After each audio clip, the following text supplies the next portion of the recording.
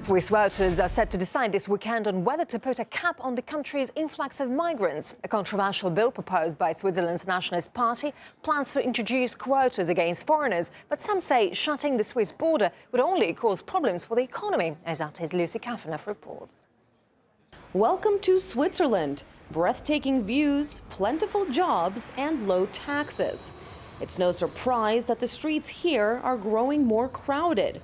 Some 80,000 new residents arrive each year, a significant number for a country of just 8 million. Our industry, our economy needs immigration to a certain point. But everybody underestimated the situation. The number of people coming is much, much higher than anywhere else in the world.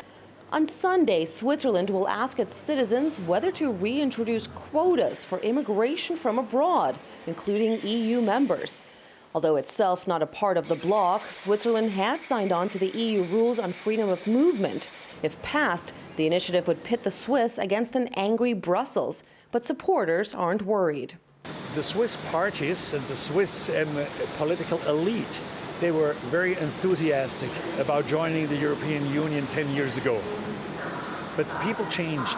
They saw the disadvantages, they saw the immigration is tremendous, much bigger than we thought, and so there's also a change of thinking. And anti-immigration slogans are gaining more traction here in Switzerland. At first, about a third of voters supported the initiative. Now, that figure is over 40%.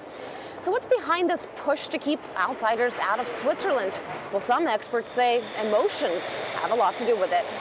There is competition on the housing market, competition in traffic, and there is competition on the labor market. So citizens feel some anger. It's populist politics playing with this anger in this field.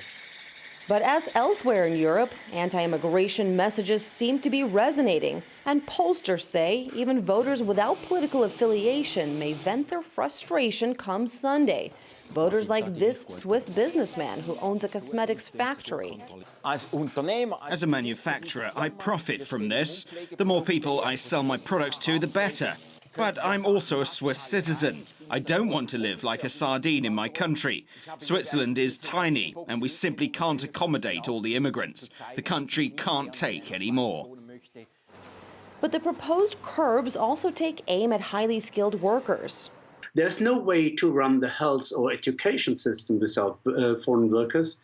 There's no way to do modern business, in particular financial services, banking, without foreigners. And there's no way to run tourism without waiters and cooks from other countries.